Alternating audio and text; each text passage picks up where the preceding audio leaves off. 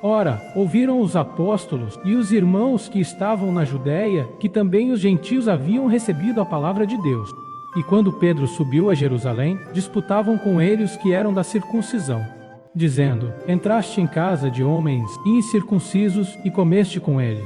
Pedro, porém, começou a fazer-lhes uma exposição por ordem, dizendo: Estava eu orando na cidade de Jope, e em êxtase tive uma visão. Descia um objeto, como se fosse um grande lençol, sendo baixado do céu pelas 4 pontas, e chegou perto de mim.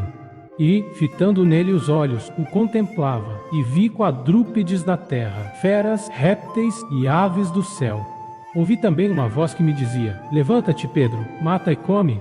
Mas eu respondi: De modo nenhum, Senhor, pois nunca em minha boca entrou coisa alguma comum e imunda. Mas a voz respondeu-me do céu segunda vez: Não chames tu comum ao que Deus purificou. Sucedeu isto por 3 vezes, e tudo tornou a recolher-se ao céu. E eis que, nesse momento, pararam em frente à casa, onde estávamos 3 homens que me foram enviados de Cesareia. Disse-me o Espírito que eu fosse com eles, sem hesitar, e também estes 6 irmãos foram comigo, e entramos na casa daquele homem. E ele nos contou como vira em pé em sua casa o anjo, que lhe dissera: Envia a Jope e manda chamar a Simão, que tem por sobrenome Pedro, o qual te dirá palavras pelas quais serás salvo, tu e toda a tua casa. Logo que eu comecei a falar, desceu sobre eles o Espírito Santo, como também sobre nós no princípio.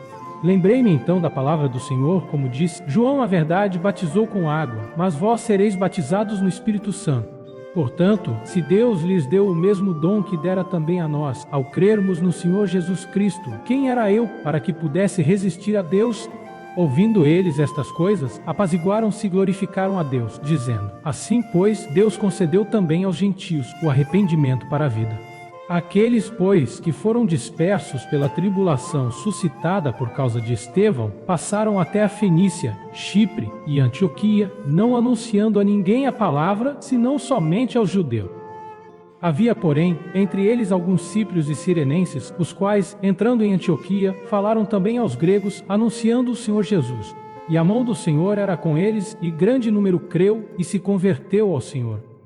Chegou a notícia destas coisas aos ouvidos da igreja em Jerusalém, e enviaram Barnabé a Antioquia, o qual, quando chegou e viu a graça de Deus, se alegrou e exortava a todos a perseverarem no Senhor com firmeza de coração, porque era homem de bem e cheio do Espírito Santo e de fé, e muita gente se uniu ao Senhor. Partiu, pois, Barnabé para Tarso em busca de Saulo, e tendo-o achado, o levou para Antioquia, e durante 1 ano inteiro reuniram-se naquela igreja, e instruíram muita gente. E em Antioquia, os discípulos pela primeira vez foram chamados cristãos. Naqueles dias desceram profetas de Jerusalém para Antioquia, e levantando-se um deles, de nome Ágabo, dava a entender pelo Espírito que haveria uma grande fome por todo o mundo, a qual ocorreu no tempo de Cláudio. E os discípulos resolveram mandar, cada um conforme suas posses, socorro aos irmãos que habitavam na Judéia. O que eles com efeito fizeram, enviando-o aos anciãos por mão de Barnabé e Saulo. Atos, capítulo 11.